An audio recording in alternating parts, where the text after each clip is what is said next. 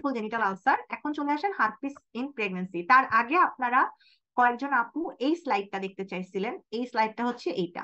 এটা দেখে কিছু করার নাই, আপনারা এই স্লাইডের চেয়ে বেশি ইম্পর্টেন্ট হচ্ছে এই জিনিসটা, এটার চেয়ে বেশি ইম্পর্টেন্ট এই জিনিসটা। এইটা দেখেন, এটা সবাই এসবিএ পার্লেট 3rd এডিশনে পেয়ে যাবেন এই জিনিস।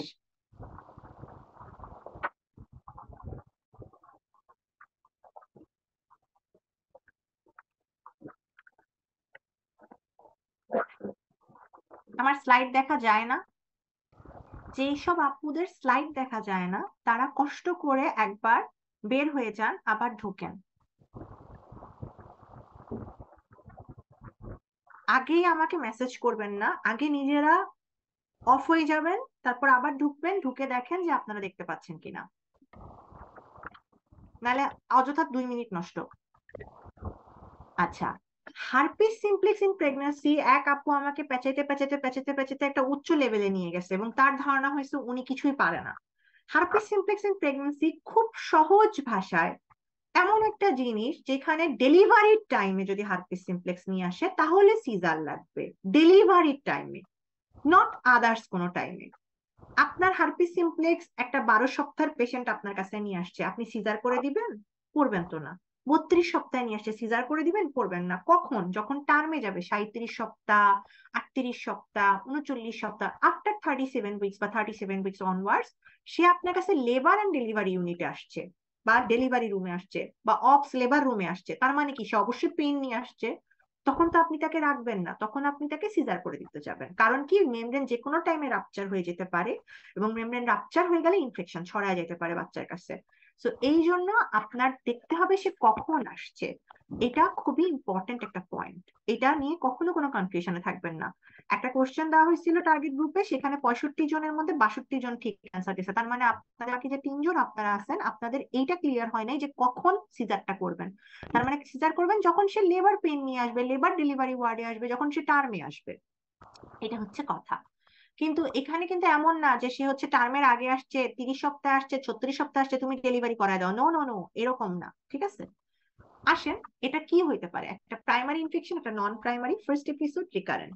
Primary, non primary, first episode, recurrent মানে কি? প্রাইমারি এন্ড ফার্স্ট এপিসোড মানে হচ্ছে একই, এরা হচ্ছে, এটা আপনাদেরই বইয়ের কথা, আমার কথা না।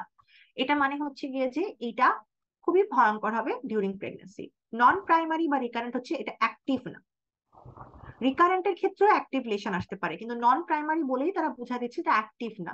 ওকে, রিকারেন্টের ক্ষেত্রেও অ্যাক্টিভ লেশন থাকতে পারে, সেটা আমাদের লেভেলে, আপনাদের লেভেলে আসবে না। আপনারা কি দেখবেন? আইদার প্রাইমারি দেওয়া আছে অথবা অ্যাক্টিভ দেওয়া আছে। সিজার কখন করবেন? যখন অ্যাক্টিভ লেশন থাকবে অথবা প্রাইমারি ইনফেকশন হবে। দুইটার একটা যদি উল্লেখ থাকে তাহলে আপনারা সিজার করবেন। কখন করবেন? যখন সে লেবার পেন নিয়ে আসবে, টার্মে আসবে, মানে 37 সপ্তাহ থেকে 42 সপ্তাহের মধ্যে আসবে, লেবার এন্ড ডেলিভারি ইউনিটে আসবে। এই কয়টা জিনিস আপনাদের কিওয়ার্ড। এখন আসেন, এটা কি? এটা একটা প্রেগন্যান্সিতে আপনার একটা হার্পিস জেনিটালিস আলসার হয়েছে, সো কি, সো হোয়াট? কেন সমস্যা? সমস্যা হচ্ছে এটা একটা ডিসেমিনেটেড ডিজিজ করতে পারে এবং এখানে হিমোরেজিক নিউমোনাইটিস এন্ড ডিআইসি দিয়ে হচ্ছে গিয়ে যে কমপ্লিকেশনস হইতে পারে, যেটা আপনাদের নতুন এডিশনের অপস দত্তে লেখা আছে। এখন কিন্তু আমি অপস দত্তেরটা পড়াচ্ছি, গাইনি দত্ততে কিন্তু আর নাই। শীটের 50 নাম্বার পাতা আর অপস দত্তের 10th এডিশনে 287 থেকে 288 নাম্বার পাতায় আছে। এই যে লাইনটা দেখতে পাচ্ছেন রেড মার্ক, এটা শীটে নাই, এটা আপনারা লিখে নিতে পারেন যারা শীট পড়েন। তো ডিসেমিনেটেড ডিজিজ করছে, তারা কজ করছে হাই মরবিডিটি এন্ড মর্টালিটি। এই জিনিসটাকে আমরা প্রিভেন্ট করার জন্য আমরা সাধারণত বাচ্চাকে এক্সপোজড হইতে দিই না, কারণ বাচ্চাটা কিন্তু প্লাসেন্টা এবং হচ্ছে গিয়ে যে একটা মেমব্রেন দিয়ে সুরক্ষিত থাকে। বাচ্চা এক্সপোজড হইলে অনেক কিছু হইতে পারে, তার মধ্যে একটা হচ্ছে বাচ্চা কিন্তু সেন্ট্রাল নার্ভাস সিস্টেম ড্যামেজ হইতে পারে। কিন্তু আপনার বাচ্চা সেন্ট্রাল নার্ভাস সিস্টেম ড্যামেজ হবে কখন? যখন হচ্ছে সে এক্সপোজড হয়ে যাবে। এটা কি টার্মিনেশনের একটা ইন্ডিকেশন? না। আপনারা জেনে নিবেন, আমি যতগুলো ইনফেকশাস ডিজিজ পড়াই এর মধ্যে একটা মাত্র ইনফেকশাস ডিজিজ আছে, যেটা হচ্ছে রুবেলা। এটা যদি ফার্স্ট ট্রাইমেস্টারে হয় তাহলে আপনি টার্মিনেশন অফার করবেন। যদি আপনার টক্সোপ্লাজমোসিসের সাথে হাইড্রোকেফালাস থাকে তাহলে আপনি টার্মিনেশন অফার করবেন। আর কোনো ক্ষেত্রে আপনি কোনো মাকে টার্মিনেশন অফার, কত দূরে থাক, টার্মিনেশন কথা বলতেও পারবেন না। আরেকটা কন্ডিশন আছে, এইচআইভি তে মা যদি বলে যে আমি টার্মিনেশন চাই, তখন আপনি, মানে আমি প্রেগনেন্সি কন্টিনিউ করতে চাই না, তখন আপনি তাকে কাউন্সিলিং করবেন। কিন্তু সে যদি তাও না রাখতে চায়, তারপরে আপনি তার মায়ের কথা অনুযায়ী তাকে টার্মিনেট করতে করতে পারেন, এটা মেডিকো লিগাল গ্রাউন্ডে আপনি করবেন। এই তিনটা জায়গা পুরা পুরা ইনফেকশন ডিজিজের মধ্যে এই তিনটা জায়গা, দুটা হচ্ছে আপনিই বলবেন আর একটা হচ্ছে মা আপনাকে বলবে, কিন্তু এইচআইভি ইন্ডিকেশন না টার্মিনেশনের, এটা একটা ভয়ঙ্কর ব্যাপার, কখনোই করতে বলবেন না। কোন দুইটা ইন্ডিকেশন? রুবেলা ফার্স্ট ট্রাইমেস্টারে আর টক্সোপ্লাজমোসিসের সাথে যদি হাইড্রোকেফালাস প্রেজেন্ট থাকে তাহলে আপনি কাউন্সেলিং ফর টার্মিনেশন করতে পারেন। ওকে, আর কোথাও আপনি অফার করতে পারবেন না। এই কথাগুলো মাথায় রাখেন, এটা সামেশন। তাহলে হারপিসের ক্ষেত্রে আমি টার্মিনেশন অফার করব না, আমি তাদেরকে অ্যানোমালি করব। এখন দেখেন আমি যেটা বলছি আপনাদেরকে, আমেরিকান মানে ওজিএসবি, যে আমাদের ওজিএসবি আছে সেটা আমেরিকানকে বলা হয় একক, এসিওজি বলি আমরা দেশে, ওরা বলে একক গাইডলাইন। ওরা বলে আমাদের যদি হারপিস সিমপ্লেক্স জেনিটাল যদি মেমব্রেন ইনটেক থাকে অথবা রিসেন্টলি রাপচার হয়, মানে 6 ঘন্টার কম মেমব্রেন রাপচার হয়েছে, এটা কিন্তু একটা ব্যাপার যে 6 ঘন্টা কিন্তু একটা বার মার্ক। 6 ঘন্টার কম রাপচার হয়েছে বা রিসেন্টলি রাপচার হয়েছে, মেমব্রেন ইনটেক্ট আছে, এইসব ক্ষেত্রে প্রাইমারি জেনিটাল হার্পিস সিমপ্লেক্সের ভাইরাসের ক্ষেত্রে আমরা সিজারিয়ান সেকশন করব, আমরা ওয়েট করব না। কাদের ক্ষেত্রে? যারা টার্মে আসবে অথবা লেবার পেইন নিয়ে আসবে। 32 সপ্তাহে লেবার পেইন উঠতে পারে আপু, উঠতে পারে না তা না, হয়ে গেছে প্রিম্যাচিউরি লেবার। তাহলে টার্মে আসবে অথবা লেবার পেইন নিয়ে আসবে, লেবার ইউনিটে যাবে, যাদের প্রবলেম আর কি লেবার রিলেটেড হবে, যাদের লেবার হয়ে গেছে, লেবার ইনিশিয়েট হয়েছে, অথবা তারা টার্মে আসছে, এই দুইটা হচ্ছে কেস আমরা যাদের সিজার অফার করব। এটা একমাত্র হার্পিস সিমপ্লেক্স আমরা করি, কারণ হচ্ছে কি, কারণ আমরা বাচ্চাকে এক্সপোজারের হাত থেকে বাঁচাইতে চাই। এটা এটা একটা আপনার অবস্টেট্রিক ম্যানেজমেন্ট। কিন্তু ট্রিটমেন্ট তো আছে। যাদের 20 সপ্তাহে হয়েছে, 23 সপ্তাহে হয়েছে, তাদের আপনি ট্রিটমেন্ট দিবেন না? দিবেন। এই ট্রিটমেন্টটা আপনারা করবেন। প্রাইমারি ইনফেকশনে অ্যাসাইক্লোভির দিই, যদি না থাকে, এবং এখানে কিন্তু আমরা ভাইরাল কালচার করে তারপর অ্যাসাইক্লোভির দিব। যদি অ্যাসাইক্লোভির না দিই তাহলে আমরা ভ্যালসাইক্লোভির দিব। আর primary infection remote form term মানে কি? টার্ম থেকে দূরে হয়েছে, মানে হচ্ছে কারো হচ্ছে 36 সপ্তাহে হয়েছে প্রাইমারি ইনফেকশন, তখন আমি তাকে 1 সপ্তাহ তো অ্যাসাইক্লোভির দিছি, তারপরে তাকে কি সিজার করে দিব? না, তার ব্যথা ওঠার জন্য আমি ওয়েট করব, এবং সাথে সাথে তাকে আমি কি দিব? তাকে আমি সাথে সাথে ডেইলি সাপ্রেসিভ থেরাপি দিব। সাপ্রেসিভ থেরাপি হচ্ছে ডেইলি অ্যাসাইক্লোভির দিব। তো এই সাপ্রেসিভ থেরাপিটা আমি কতদিন দিব এটা কিছু কিন্তু বলে নাই, কিন্তু এই সাপ্রেসিভ থেরাপিটার একটা উদ্দেশ্য আছে, সেটা হচ্ছে আমি সিজারিয়ান সেকশনের রেট রিডিউস করব। তার মানে কি, যাদেরকে আমি ট্রিটমেন্ট করতেছি তাদের ক্ষেত্রে কিন্তু আমি এই সব ক্ষেত্রে কিন্তু আমি সিজার করব না। আপনার কাছে সিনারিও দুই ভাবে আসতে পারে। সহজ সিনারিও আসতে পারে, একটা পেশেন্ট আসছে, লেবার ইউনিটে আসছে, 37 সপ্তাহে আসছে বা 38 সপ্তাহে আসছে, তার হচ্ছে গিয়ে যে আপনার 37 সপ্তাহে আসছে ধরে নিলাম, তার হচ্ছে লেবার ইউনিটে সে আসছে, তার অ্যাক্টিভ প্রাইমারি লেশন আছে, আপনি তাকে সিজার করে দেন, কারণ সে অলরেডি টার্মে চলে আসছে এবং অ্যাক্টিভ প্রাইমারি লেশন আছে, তাকে আপনি ট্রিটমেন্ট দিয়েও এখানে সে লেবার ইউনিটে আসছে, তার মানে তার পেইনও আছে। একটা পেশেন্ট আসছে লেবার পেইন নিয়ে আসছে, 38 সপ্তাহে আসছে, আপনি তাকে সিজার করে দেন। একটা পেশেন্ট আসছে 36 সপ্তাহে আসছে, সে কোথাও বলে নাই, সে বলছে আউট পেশেন্ট ডিপার্টমেন্টে আসছে আপনার কাছে, লেবার ইউনিটের কথা বলে নাই, টার্মের কথা বলে নাই, পেইনের কথা বলে নাই, সে বলছে একটা পেশেন্ট আসছে, a female comes to you, in কোথায় বলে নাই, বলছে যে active primary lesion herpes simplex নিয়ে আসছে, এটা হচ্ছে কঠিনটার দিকে যাচ্ছি, অ্যাক্টিভ প্রাইমারি লেশনে আসছে, 36 সপ্তাহ প্রেগনেন্সি নিয়ে আসছে। আপনি তাকে প্রথমে হচ্ছে অ্যাসাইক্লোভির দিবেন 7 দিন, এরপরে আপনি তাকে ডেইলি সাপ্রেসিভ থেরাপি দিবেন। আপনি তাকে ইন্ডাকশন করবেন না, কারণ ইন্ডাকশন করার তো দরকার নাই, আপনি কেন ফাটাবেন? আপনি ন্যাচারাল, আপনি তাকে সিজার করবেন না, দরকার নাই, আপনি তাকে ট্রিটমেন্ট তো দিচ্ছেন। কারণ কি, এই সাপ্রেসিভ থেরাপিটা বা প্রোফাইলেক্টিভ থেরাপির একটা উদ্দেশ্য হচ্ছে রিডিউস ভাইরাল শেডিং এবং হচ্ছে সিজারিয়ান সেকশন ডেলিভারি। আমাদের সাপ্রেসিভ থেরাপি আমরা কেন দিচ্ছি? আমরা ভাইরাল শেডিং রিডিউস করতেছি, আমরা সিজারিয়ান ডেলিভারি দূরে সরাচ্ছি। তো আপনি তাকে প্রাইমারি ট্রিটমেন্ট দিয়ে হ্যাঁ এখন ভালো হয়ে গেছো চলো তোমাকে সিজার করি, না না না, তখন আপনি তাকে তার মতো ছেড়ে দিবেন। আপনি আগে প্রাইমারি ট্রিটমেন্ট দিবেন যদি 36 সপ্তাহে আসে, 34 সপ্তাহ 35 সপ্তাহ সেম। কিন্তু যদি বলে 36 সপ্তাহে লেবার পেইন নিয়ে আসছে, সিজার করে দেন। মানে লেবার পেইন কথাটা আপনার যেখানে থাকবে, লেবার এন্ড ডেলিভারি ওয়ার্ড কথাটা যেখানে থাকবে, আপনি তাকে সিজার করে দিবেন, কারণ সে লেবার ডেলিভারি ওয়ার্ডে কেন ঢুকবে? ডেফিনেটলি তার পেইন আছে। তখন আপনি তাকে কি প্রাইমারি ট্রিটমেন্ট দিবেন, 7 দিন ধরে বসায় রাখবেন? একটা ডেলিভারি পেইন শুরু হয়ে গেলে অবশ্যই 2 দিনের মধ্যে ডেলিভারি হয়ে যাবে, তার এটাই নিয়ম, আটকায় না গেলে, unless unless proven otherwise. So বুঝতে পারতেছেন তো কখন আপনি সিজার করবেন? খুব সিম্পল। হার্পিস সিমপ্লেক্সে আমি লেবার পেইন নিয়ে আসলে, লেবার ডেলিভারি ওয়ার্ডে আসলে, অথবা টার্মে আসছে 38 সপ্তাহ 39 সপ্তাহ, আমি সিজার করে দিব, অ্যাক্টিভ লেশন নিয়ে আসছে। কিন্তু হার্পিস সিমপ্লেক্স 36-এ আসছে, 34-এ আসছে, কোনো লেবার পেইন নিয়ে আসে নাই, টার্মে আসে নাই, তাকে আমি প্রাইমারি একটা ইনফেকশনের জন্য অ্যাসাইক্লোভির দিব, আর 36 সপ্তাহ থেকে আমি ডেইলি সাপ্রেসিভ থেরাপি দিব। ওকে, এটা হচ্ছে ব্যাপার। আর রিকারেন্টের ক্ষেত্রে এখন ট্রিটমেন্ট আমরা দিই। প্রোফাইলেকটিক থেরাপি দিবেন কিনা? হ্যাঁ দিবেন। কারো হারপিস, তার হারপিসের কারণ কি হওয়ার কারণ কি? হারপিসের হওয়ার কারণ হচ্ছে আহ এখানে হচ্ছে কি যে হারপিসের হওয়ার কারণ তো আমি এখানে লিখি নাই, ঠিক আছে, এখানে মনে হয় ছিল। আচ্ছা, হারপিসের হওয়ার কারণ হচ্ছে গিয়ে যে আপনার mental stress, trauma, recurrent attack হয়, মানে এগুলা হচ্ছে আপনার হারপিসের কারণ, কন্টাক্ট। এইসব ক্ষেত্রে আপনি প্রোফাইলেকটিক স্ট্রেস অবশ্যই দিবেন, কারণ এতে ভাইরাল শেয়ারিং রিডিউস হয়, নিউনেটাল ট্রান্সমিশন কমে যায় এবং হচ্ছে সিজারিয়ান ডেলিভারির সংখ্যা কমে যায়। তাই প্রোফাইলেকটিক আমি দিব। কি দিব বলা হয় নাই। ফিটাসের কি কি প্রবলেম হইতে পারে? ফিটাসের হচ্ছে সিএমএমআর হইতে পারে, মানে কি কোরিওরিটিনাইটিস, মাইক্রোকেফালি, মেন্টাল রিটার্ডেশন এন্ড সিজার হইতে পারে। তাহলে সিএমএম এস, সরি সিএমএম আর না, সিএমএম এস হয় আর কি, সিএমএম এস।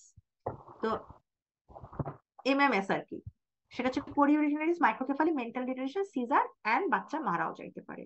এইটা একটা very important issue. Neonatal infection হচ্ছে হইলে আমি আইভি অ্যাসাইক্লোভির দিব। ওকে, ব্রেস্ট ফিডিং অ্যালাউ করবো, হ্যাঁ করবো, কিন্তু মাকে ওই লেশনের কাছে তার হাত নিতে দিব না, বাচ্চাকে নিতে দিব না, শেষ। এবং এরা S2 S3 S4 এ ল্যাটেন্ট থাকে। এইচআইভি, সবাই হেলে দুলে বসেন, এইচআইভিটা পড়াবো।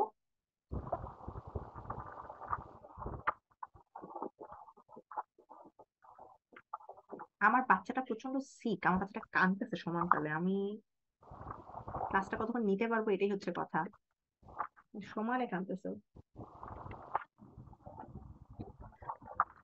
আচ্ছা, এইচআইভিটা আমরা দুই সাইড থেকে পড়াই, এইচআইভি ইন প্রেগন্যান্সি আর এইচআইভি। এইচআইভিটা আমরা গাইনি দত্ত থেকে পড়াই, হ্যাঁ।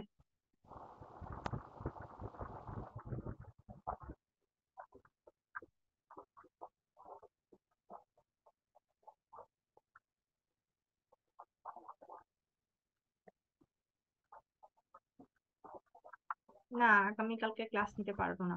আগামীকালকে যদি আরো বেশি অসুস্থ হয়ে যায়, একদিন পর পর খালি ও এত সিক হয়ে গেছে। আচ্ছা, যাই হোক, আমরা এইচআইভিটা পড়ি পরের টুকুনো, আর আমাদের ক্লাসের বেশিক্ষণ বাকিও নাই। এরপরে সব ছোট ছোট, আমি চেষ্টা করি 1 ঘন্টার মধ্যে।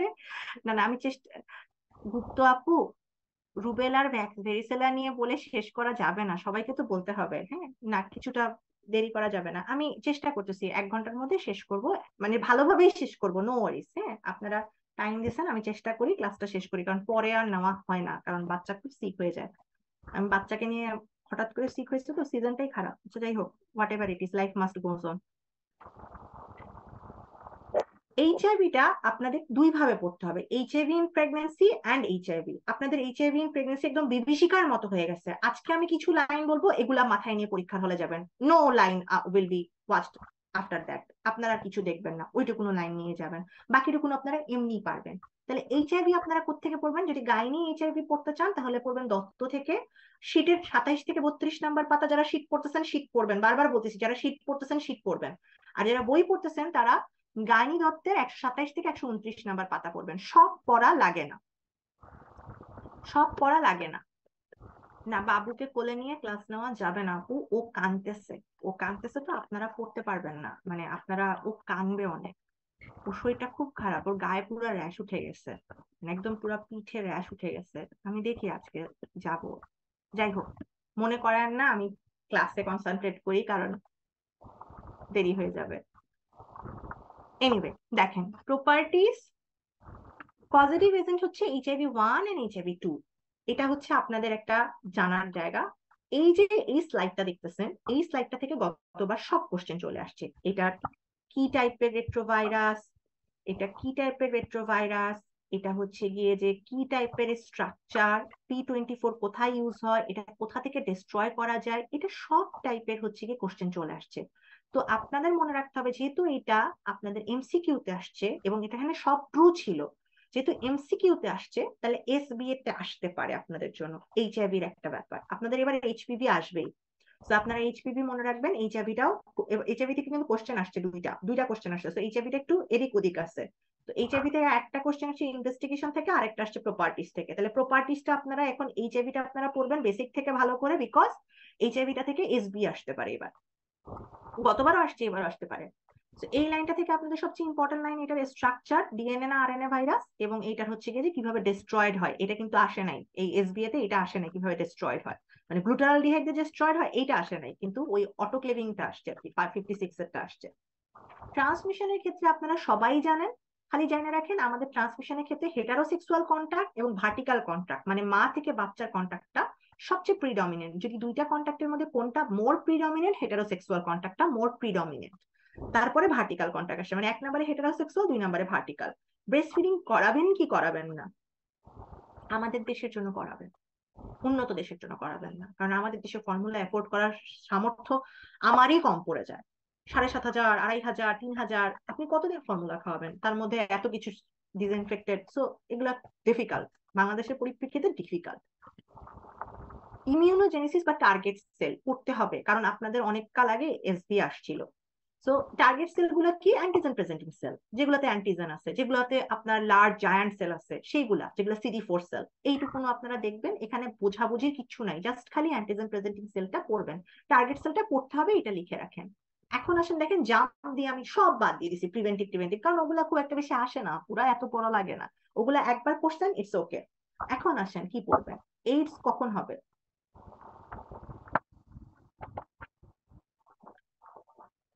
এইডস হবে হচ্ছে গিয়ে যে আপনার সেল মিডিয়েটেড ইমিউনিটি সাপ্রেশন হইলে। আমাদের বোথ ইমিউনিটি সাপ্রেশন করে AIDS. Cell humoral immunity suppress করে, সেল মিডিয়েটেড ইমিউনিটি সাপ্রেস করে, মোর সাপ্রেস করে cell mediated immunity. Opportunistic infection হইলে, সেকেন্ডারি নিওপ্লাজম হইলে।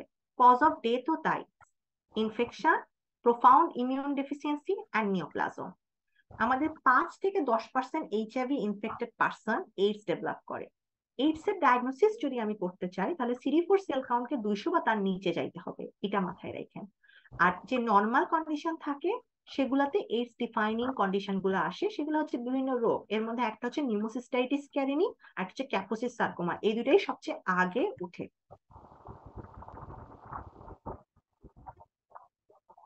প্যাথোজেনেসিসটা দেখেন, প্যাথোজেনেসিসের মধ্যে আপনাদের খুব বেশি কিছু জানতে হবে না। 1 নাম্বার হচ্ছে CD4 সেল কাউন্ট। আপনাদের একটা জিনিস খুব মাথার মধ্যে টোকা দিচ্ছে যে আপনাদের বেসিকের শীটে লেখা আছে CD8 হচ্ছে ইমিউন রেসপন্স করে, CD4 আর CD8। CD4টা হচ্ছে হেল্পার আর CD8টা হচ্ছে সাইটোটক্সিক। সো ইমিউনটা মনে হয় CD8টাই আগে করে, ইমিউনোলজি টিচাররা বেটার বলতে পারবে, বাট CD8টাই মনে হয় ইমিউন রেসপন্সটা করে, বাট CD4টা হচ্ছে আপনার ইমিউন রেসপন্সের জন্য বাকি বডিকে সাজায়। এটা হচ্ছে CD4 এর কাজ। এই CD4টাকে যখন CD4টাকে লাইসিস করে, অথবা সে কি করে, অনেকগুলো CD4কে একসাথে করে নন ফাংশনিং জায়ান্ট সেল তৈরি করে। সো আপনারা জানেন যে আমাদের যখনই আমাদের অনেক কিছু চলে যায়। সো এই জন্য আমাদের CD4 সেল যখন চলে যাবে, তখন আমাদের ইমিউনিটিটা সাপ্রেসড হয়ে যাবে।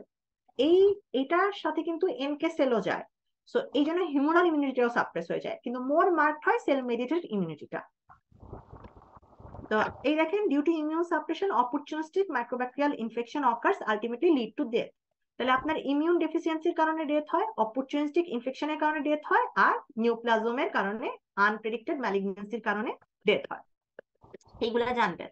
এইডস ডিফাইনিং ডিজিজ পড়া লাগবে না, জাস্ট খালি জেনে রাখেন নিউমোসিস্টাইটিস নিউমোনিয়া, এটা কিন্তু মাইক্রোব্যাকটেরিয়াম এভিয়াম কমপ্লেক্স একটা আছে, আমাদের বইয়ে নাই, কিন্তু এটা লেঞ্জে আছে, আমাদের বইয়ে মাইক্রোব্যাকটেরিয়াম টিউবারকুলোসিসটা আছে। এগুলা খুব বেশি না, রিডিং করবেন, এখান থেকে কিছু আসে নাই, কখনোই আসে না।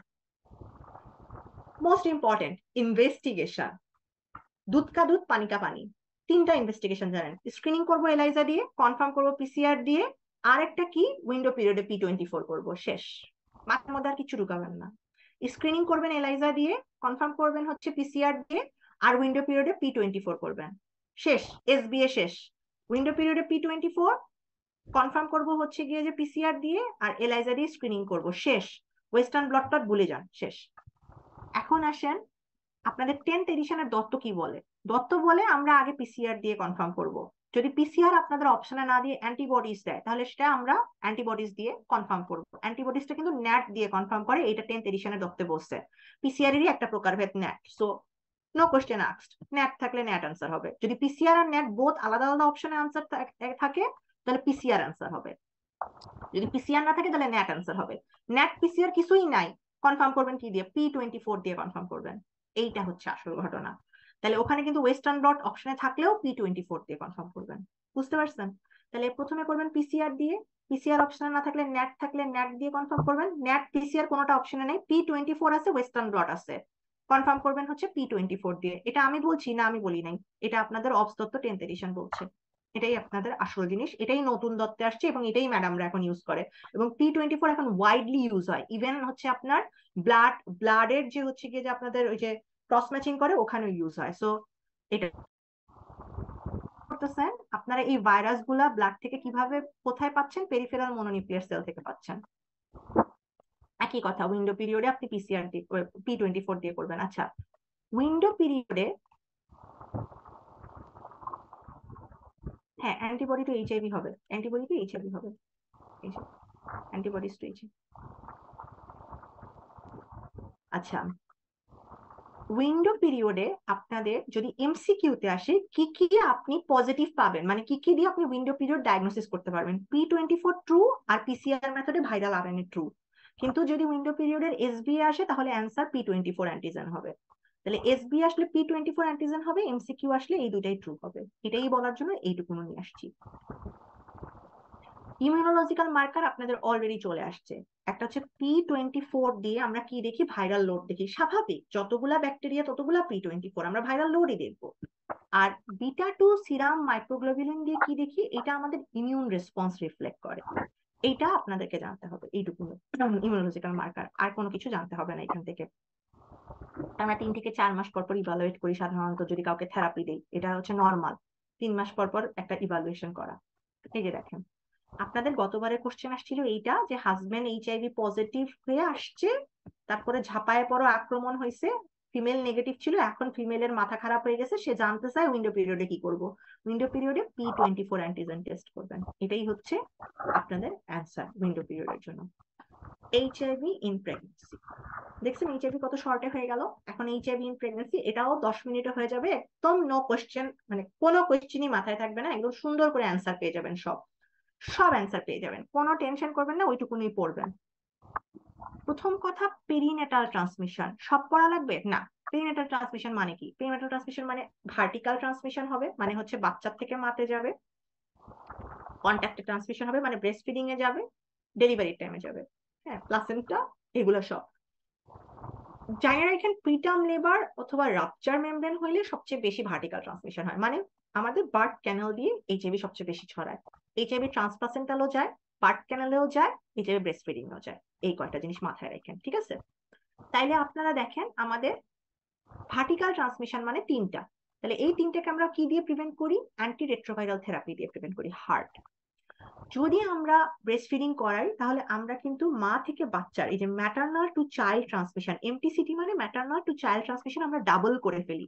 যেটা আমাদের 14 থাকবে সেটা 28 হবে, মানে 14 থেকে 28 আসলে হবে, মানে 14 থেকে 28% হচ্ছে ব্রেস্ট ফিডিং করার জন্য।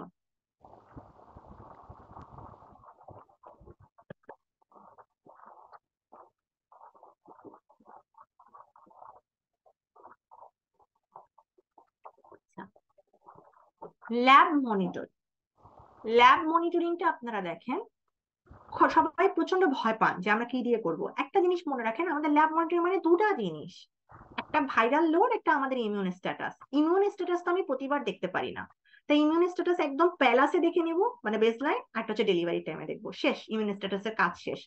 সিইআরটি মানে হচ্ছে কম্বাইন্ড অ্যান্টি রেট্রোভাইরাল থেরাপি বা HAART therapy, highly active anti retroviral therapy, zidovudine, lamivudine, indinavir. Basically zidovudine দেই না, আমরা দিই হচ্ছে টেনোফোভির, ল্যামিবুডিন আর ইফাভিরেন্স দেই। আমরা এই 3টা দিই, টেনোফোভির, ল্যামিবুডিন, ইফাভিরেন্স, আমরা এই 3টা দিই। এনিওয়ে, আমরা ভাইরাল লোড কখন দেখবো? ভাইরাল লোডটা আমরা তো স্ট্যাটাস দেখে নিলাম, ভাইরাল লোডটা আমরা দেখবো যখন আমরা ওষুধ দিলাম তার 2 থেকে 4 সপ্তাহ পরে, 1 নাম্বার। 2 নাম্বার হচ্ছে প্রত্যেক ট্রাইমেস্টারে একটা দেখলাম, শেষ। 3 নাম্বার হচ্ছে আমরা ডেলিভারির সময় একটা দেখবো। তাহলে প্রথমে দেখলাম ওষুধ দেওয়ার 2 থেকে 4 সপ্তাহ পরে, প্রত্যেক ট্রাইমেস্টারে একটা, ডেলিভারির সময় একটা। মোস্ট ইম্পর্টেন্ট আমি বাদই রাখছি, ডেলিভারি কখন হবে কেউ তো জানে না, দেখতে পারি, কিন্তু তার আগে তো আমাদের একটা প্রিপারেশনের ব্যাপার আছে, কি মোডে ডেলিভারি করব। সেই প্রিপারেশনের টাইমটা হচ্ছে 36 সপ্তাহ। তাহলে আমরা মোস্ট ইম্পর্টেন্ট হচ্ছে 36 সপ্তাহে দেখবো। তাহলে আপনি দেখেন প্রত্যেক ট্রাইমেস্টারে দেখবো, ডেলিভারির সময় দেখবো, ওষুধ শুরু করার 2 থেকে 4 সপ্তাহ পর দেখবো, এই 5টা তো আপনার মনেই থাকবে। একটা হচ্ছে গিয়ে যে সবচেয়ে ইম্পর্টেন্ট, সেটা হচ্ছে 36 সপ্তাহে দেখবো। তাহলে আমরা 6টা দেখি টোটাল।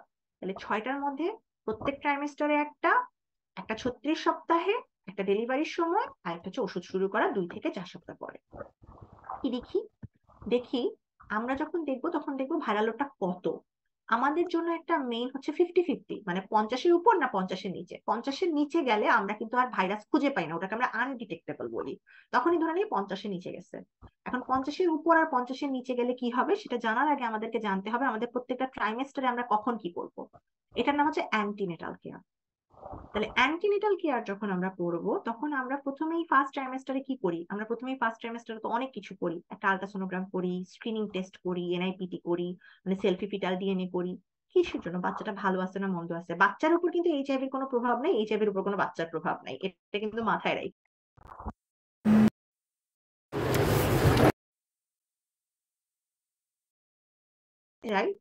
তখন আমরা কি করি জানেন? আমরা তখন ভাইরাল লোডটা আবার দেখি, দেখি যে আমরা তাকে অ্যামনিওসেন্টেসিস কোরিওসেন্টেসিস করতে পারবো কিনা। এটা 50-এর নিচে গেলে করতে পারবো। মনে রাখেন সবকিছুই আমরা করতে পারবো যদি 50-এর নিচে যায়।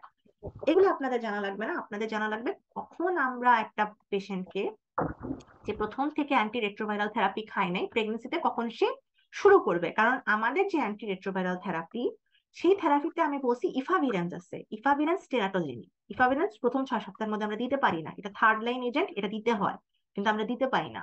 তো আমরা কখন শুরু করব? আমরা সেকেন্ড ট্রাইমেস্টারে শুরু করব। কখন শুরু করব সেকেন্ড ট্রাইমেস্টারে? 24 সপ্তাহে। এই 24 সপ্তাহটা আমাদের কাটমার্ক পয়েন্ট।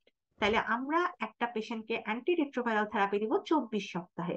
কিন্তু কিছু তো কিন্তু আছে, যখন আমরা আগে শুরু করব পরে শুরু করব। পরে শুরু করার কোনো কিন্তু নাই। আগে শুরু করার কিন্তু হচ্ছে নাম্বার 1 সাকিব খান। নাম্বার 1 সাকিব খান মানে কি?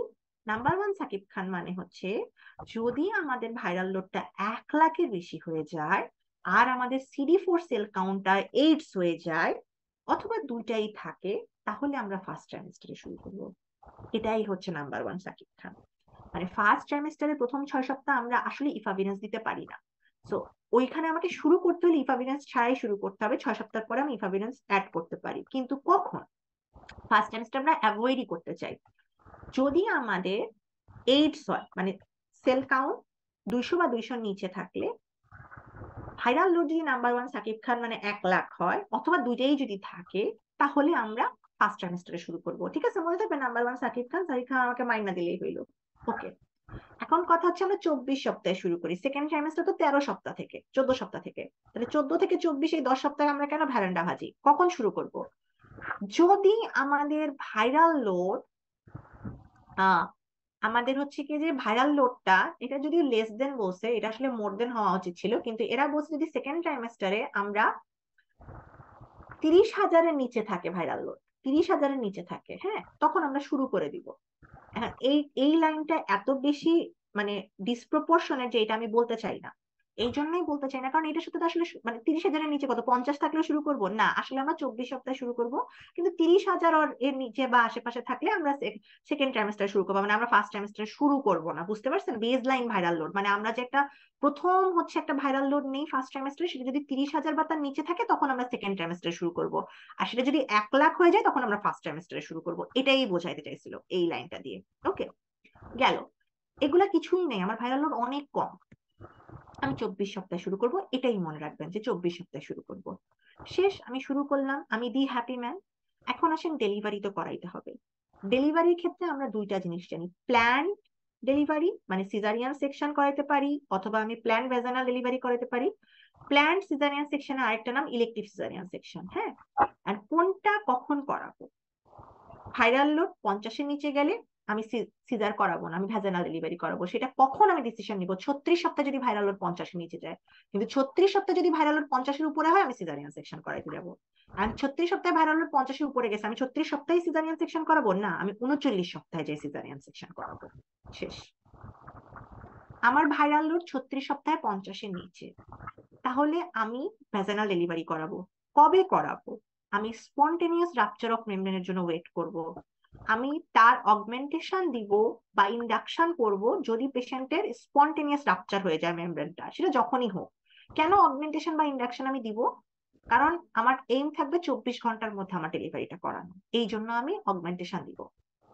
বা ইন্ডাকশন দিতে পারি আমি, যদি তার মেমব্রেনটা রাপচার হয়ে যায়। মেমব্রেন রাপচার হয়েছে, লেবার পেন ওঠে নাই, আমাকে তো ইন্ডাকশন দিতেই হইতে পারে। আচ্ছা, শেষ, এইটুকুনো শেষ। তাহলে 50-এর কপির নিচে 36 সপ্তাহে গেলে আমি হচ্ছে গিয়ে যে ভ্যাজানাল ডেলিভারি করাবো। এবং সেটা কখন, সেটা আমার যদি হচ্ছে স্পন্টেনিয়াস রাপচার অফ মেমব্রেন হয় তখন করাবো, এবং আমার 24 ঘন্টার মধ্যে করায় ফেলতে হবে। আর 50-এর উপরে গেলে ভাইরাল লোড, আমি সিজারিয়ান সেকশনে ডেলিভারি নিব। এবং এটাই ভালো, আসলে সিজারিয়ান সেকশনই করানো উচিত, কারণ এটা অনেক ট্রান্সমিশন রিডিউস করে দেবে 50%। এবং সেটা আমি কখন করাবো সিজারিয়ান সেকশনটা, আমি 39 সপ্তাহে করাবো।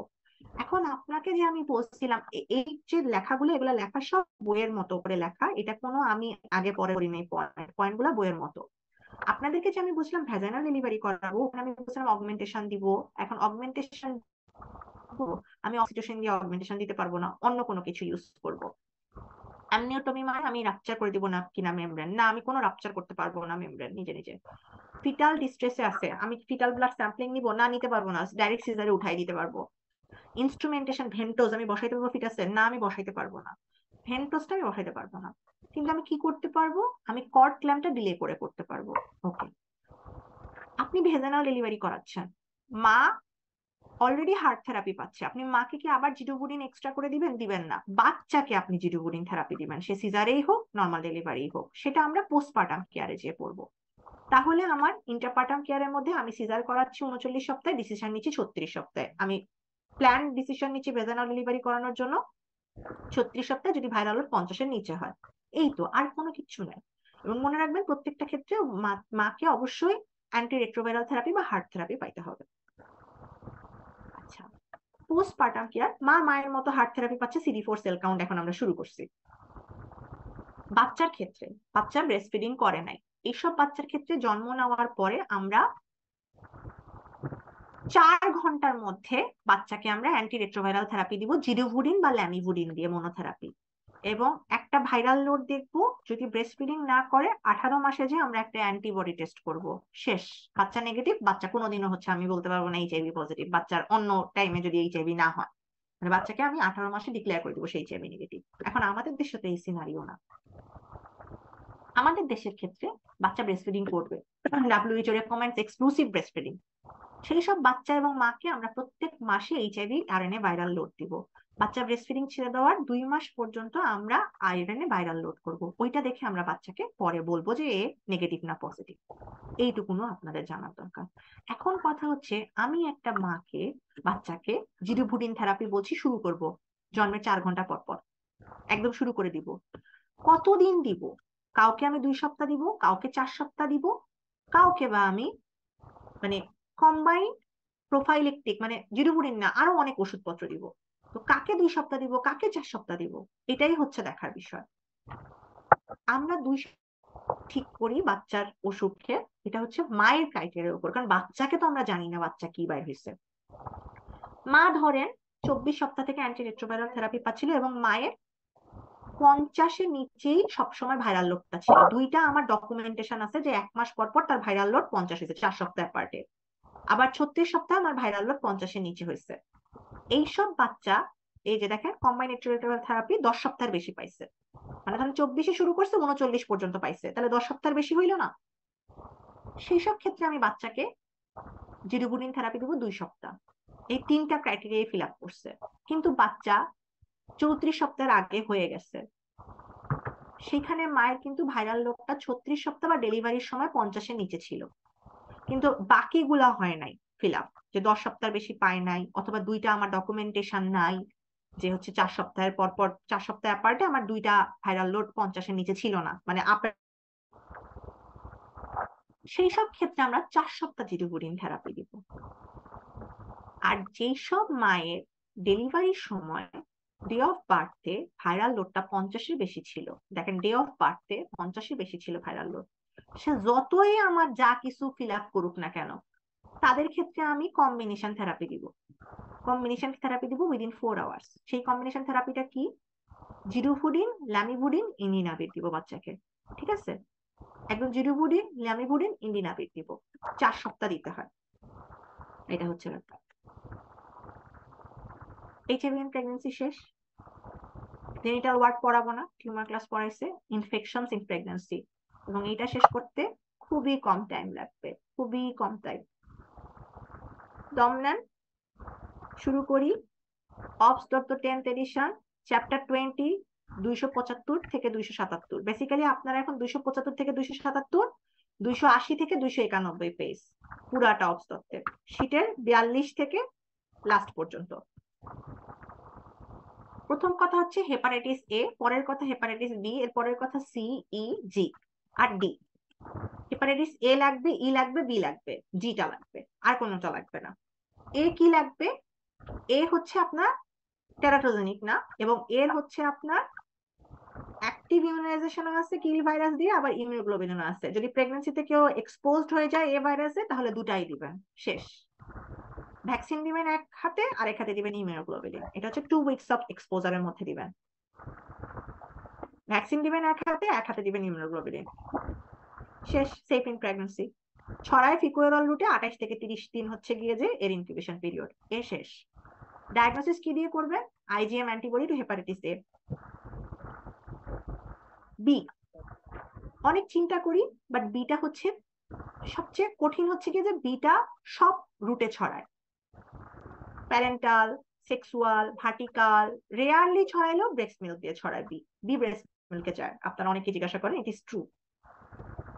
ফার্স্ট ট্রাইমেস্টারে কম যায়, লাস্ট ট্রাইমেস্টারে হাই যায়। এবং কখন আমরা বেশিরভাগ ক্ষেত্রে হচ্ছে গিয়ে যে হাই বলবো? যদি কোনো মায়ের HBE নিউনেটাল ট্রান্সমিশনটা অ্যারাউন্ড ডেলিভারির টাইমে ছড়ায়। 25% ক্যারিয়ার নিউনের যারা থাকবে তারা সাধারণত লিভার সিরোসিস অথবা হেপাটোসেলুলার কার্সিনোমাতে মারা যাবে। এটা এমসিকিউর জন্য দরকার আপনাদের, মানে যাদের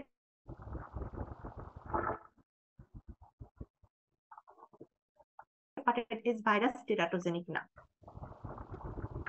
আমরা কি যে কোনো হচ্ছে গিয়ে যে ভাইরাল হেপাটাইটিস হইলে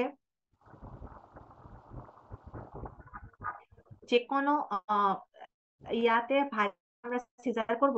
কোনো ভাইরাল হেপাটাইটিস আমরা সিজার করি না। অথেন্টিক একদম, কি করছেন হসপিটালে, কি দেখছেন হসপিটালে ভুলে যান, অথেন্টিক আমরা কোনো সিজার করি না।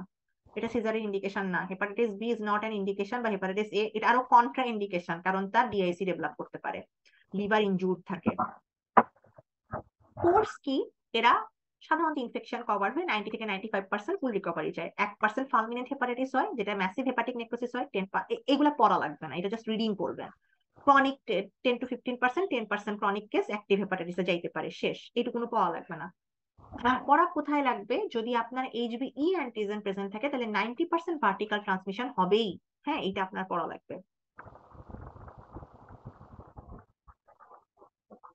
আরেকটা জিনিস পড়া লাগবে, আমরা HBV-S অ্যান্টিজেনটা ফার্স্ট অ্যান্টিনেটাল ভিজিটে দেই করতে। গেল। হেপাটাইটিস সি, একটা আপু একটা কোশ্চেন করছেন, আমি অ্যান্সারটা দিব, একটু পরেই আসতেছে অ্যান্সারটা। হেপাটাইটিস সি হচ্ছে responsible for chronic active hepatitis and hepatic failure. এই লাইনটা আমি লাল কালি দিয়ে দাগাইছি, এইটা আপনারা লাল কালি দিয়ে দাগান। এর কোনো ইফেক্টিভ ভ্যাকসিন নাই। Not true for now A days, যদিও এটা আপনাদের 10th এডিশনের দত্তে আসছে। খুব সম্ভবত ভ্যাকসিন হেপাটাইটিস সি আবিষ্কার করে নোবেল প্রাইজ পাইছে, তাও নাই। পেরিনেটাল ট্রান্সমিশন হচ্ছে 3 থেকে 10% is high when viral load high, স্বাভাবিক। এর বাইরে আর এখানে কিছু পড়া লাগবে না। আরেকটা জিনিস, যদি আপনার প্রম হয়, সরি প্রম না, রাপচার অফ মেমব্রেন হয়, যদি 6 ঘন্টার বেশি রাপচার অফ মেমব্রেন হয়ে থাকে, তাহলে hepatitis C virus transmission high হবে। তাহলে 6 ঘন্টা কথাটা দেখছেন কত ইম্পর্টেন্ট। যদি এর ইফেক্টিভ ভ্যাকসিন না থাকে, আমি এই হেপাটাইটিস সি ভাইরাস থাকলে কার ভ্যাকসিন দিব? এ আর বি এর ভ্যাকসিন দিব, যদি না নেওয়া থাকে পেশেন্টটা। এটাই হচ্ছে আসল ঘটনা, কারণ এরা ক্রনিক অ্যাক্টিভ হেপাটাইটিস করে, এটাই কথা লেখা আছে, এবং হেপাটিক ফেলিউর করতে পারে। এইটাই হচ্ছে আসল ঘটনা। কখন? প্রেগন্যান্সিতে হেপাটাইটিস সি ভাইরাস বেশি একটা হয় না। প্রেগন্যান্সিতে কি ভাইরাস হয়? প্রথমেই হয় ই ভাইরাস। ই ভাইরাসটা হয়, দেন আপনার যদি এ ভাইরাস থাকে এ, লাস্টলি সি। বেসিক্যালি ECA হয় ফালমিনেন্ট হেপাটাইটিসের ক্ষেত্রে, প্রগনোসিসের ক্ষেত্রে। ইটা সবচেয়ে ভয়ঙ্কর, তারপর সি, তারপরে এ। সাধারণত প্রেগনেন্সিতে খুব একটা বেশি আমরা পাই না। আর বি ভাইরাস আসলে সোসো, তবে সবচেয়ে কমন হচ্ছে ই ভাইরাস প্রেগনেন্সিতে। ফালমিনেন্ট হেপাটাইটিস করে ই ভাইরাস। ই ভাইরাস পড়াবো দেখে এই কথাটা বললাম। এটা আপনাদের লেখাই আছে, এই দেখেন E less than C rare in A, mortality is high in fulminant hepatitis. এটাই আপনাদের একটা লাইন যেখান থেকে এসবি আসতে পারে। এবার হেপাটাইটিস ই ভাইরাস আপনি ডিটেক্ট করবেন এলাইজা দিয়ে, এবং এটা এছাড়াও আপনি ডিটেক্ট করতে পারেন হচ্ছে গিয়ে যে পিসিআর দিয়ে। ক্রনিক স্টেট প্রেজেন্ট থাকে। মজার ব্যাপার হচ্ছে এইটা কখনো আমরা জানতাম না যে chronic career state hepatitis E ভাইরাসে প্রেজেন্ট থাকে, এইটুকুনো জানিস জানা রাখেন। আর ম্যাটার্নাল মর্টালিটি অনেক বেশি, আমার জীবনে 5টা পেশেন্ট দেখছি, 5টাই মরে গেছে। Preterm birth is very high, preterm delivery, PTD মানে প্রিটার্ম ডেলিভারি ভেরি হাই 60%। এইটুকুনো জানেন, আর কিছু জানতে হবে না। তাহলে আমরা বিতে অনেক কিছু প্রোফাইলেক্সিস আছে, এগুলা কিছু জানা লাগবে না, মানে আপনারা জানেন, খালি মানে অত পড়া লাগবে না। জানলেন যে সিটা হচ্ছে ক্রনিক অ্যাক্টিভ হেপাটাইটিস করে, হেপাটিক ফেলিউর করে, নো এফেক্টিভ ভ্যাকসিন, ভ্যাকসিন আছে বি আর হচ্ছে গিয়ে যে আপনার এতে। বি এর ভ্যাকসিনটা হচ্ছে গিয়ে যে আপনার, বি এর ভ্যাকসিনটা আমি একটু পরে আসবো, এই যে এখানে আসবো হেপাটাইটিস বি এর ম্যানেজমেন্টে। আর এ ইতে কোনো ভ্যাকসিন নাই, সিতে এখন পর্যন্ত নাই, যদিও চলে আসছে কিন্তু আমাদের বইয়ে আসে নাই। ডি তো বি এর ভাই ভাই, সো ডি ইনকমপ্লিট ভাইরাস। জিটা কি, এটা সি এর চেয়ে কম ভিরুলেন্ট কিন্তু সি এর চেয়ে মোর কমন, এটা নতুন আসছে। এটা কো ইনফেকশন করে এবিসি এর সাথে এবং এইচআইভির সাথে। এর ক্রনিক ক্যারিয়ার স্টেট আছে। ক্রনিক ক্যারিয়ার স্টেট নাই কার, ক্রনিক ক্যারিয়ার স্টেট নাই হচ্ছে এ ভাইরাসের, শুধু এর ক্রনিক ক্যারিয়ার স্টেট নাই। অ্যাকর্ডিং টু দিস বই এর বির আছে, সির আছে, ইর আছে, জির আছে, ডিরও আছে। তো সবারই ক্রনিক ক্যারিয়ার স্টেট আছে এক্সেপ্ট এ ভাইরাস। এটাই হচ্ছে আসল ঘটনা। হেপাটাইটিস বি ভাইরাসের যে আপনাদের একটা সেরোলজি আসছিল, সেখানে দেখেন কখন অ্যাকিউট হেপাটাইটিস বি বলবেন, যখন আপনার এইচবিএস অ্যান্টিজেন, দুইটা অ্যান্টিজেন প্রেজেন্ট থাকবে, এসবিএস আর এইচবিই, তখন অ্যাকিউট। কখন হচ্ছে রিকভারি করবেন, যখন দুইটা অ্যান্টিবডি প্রেজেন্ট থাকবে, এর এগেইনস্টে অ্যান্টি এসবিএস এজি এগেইনস্টে একটা antibody, anti HBs antibody, anti HBe antibody. তাহলে এই দুইটা অ্যান্টিবডি আর এই দুইটা অ্যান্টিজেন, তাহলে অ্যাকিউট হবে যখন দুইটা অ্যান্টিজেন, আর রিকভারি হবে যখন দুইটা অ্যান্টিবডি প্রেজেন্ট থাকবে। ক্যারিয়ার ফেজ কখন বলবেন, একটু মিশায় দেন, একটা অ্যান্টিজেন একটা অ্যান্টিবডি, অ্যান্টিজেনটা হচ্ছে এইচবিএস এজি, অ্যান্টিবডিটা হচ্ছে অ্যান্টি এইচ, আর ই বলবেন অ্যান্টি এইচবিএস অ্যান্টিবডিটা থাকবে, তখন সে ইমিউনাইজড বাই ভ্যাকসিনেশন। কারণ আপনার ভ্যাকসিনেশন ছাড়া যদি আপনার মানে রিকভারি ফেজে আসতো, তাহলে কিন্তু আপনার এই অ্যান্টিবডির সাথে এইটাও থাকতো, আর সাথে সিটাও থাকতো। ওইটা আমি পরে বুঝাই দিব, ওইটা আপনাদের বইয়ে আসে নাই, সব বুঝাই নেই, বেশি একটা মাথার মধ্যে ইয়া নিবেন না। ইমিউনাইজ বাই ভ্যাকসিনেশন ম্যানেজমেন্ট হচ্ছে আমি ভ্যাকসিনেশন করব রিকম্বিনেন্ট ভ্যাকসিন দিয়ে, সেফ ইন প্রেগন্যান্সি। বাচ্চাকেও দিব, মাকেও দিব। বাচ্চা এক্সপোজারে 12 ঘন্টার মধ্যে একই সাথে এক হাতে নিবে ইমিউনোগ্লোবিলিন, এক হাতে নিবে ভ্যাকসিন, এটা আপনার জানতে হবে, একদম 12 ঘন্টার মধ্যে। মা এক্সপোজারে সাথে সাথে সুন ফলোইং আফটার এক্সপোজার একটা ইমিউনোগ্লোবিলিন নিবে, এবং 1 মাস পরে আরেকটা ইমিউনোগ্লোবিলিন নিবে।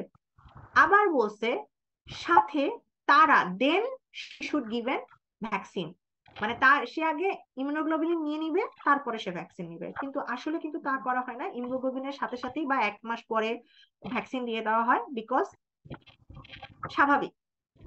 কিন্তু এখানে বলছে then she should be given recombinant DNA vaccine intramuscularly 3টা ডোজ 0, 1 and 6 months।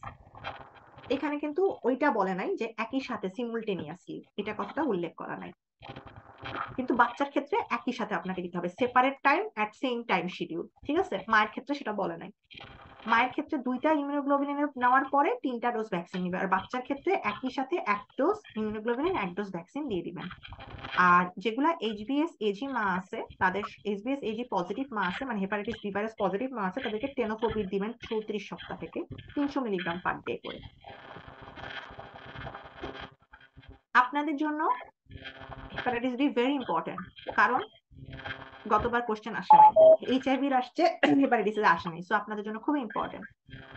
এই দেখেন মা একটা বাচ্চাকে জন্ম দিচ্ছে, বাচ্চাটা জন্ম দেওয়ার পরে তারা জানছে মাটা এইচবিএস এজি পজিটিভ, কি দিবেন, বোথ ভ্যাকসিনেশন আর ইমিউনোগ্লোবিন বাচ্চাটাকে দিবেন একসাথে। এটাই হচ্ছে গিয়ে আসল ঘটনা, এরকমই আসবে question. Group B streptococcus infection. এখন 283 পাতা থেকে শুরু হবে অবস্তত্ব, আর শীটের 46 নম্বর পাতা থেকে। কিছু পড়া লাগবে না গ্রুপ বি স্ট্রেপ্টোকক্কাস, খালি পড়বেন হচ্ছে মেইন রিস্ক ফ্যাক্টর, জানাই দিছি আপনাদের। গ্রুপ বি স্ট্রেপ্টোকক্কাস কি করে, পিউপেরিয়াল সেপসিস করে, নিউনেটাল মেনিনজাইটিস করে, আর ইকোলাই কি করে, নিউনেটাল সেপসিস করে। কিন্তু গ্রুপ বি স্ট্রেপ্টোকক্কাসও নিউনেটাল সেপসিস করতে পারে, এসবিএ তে আসলে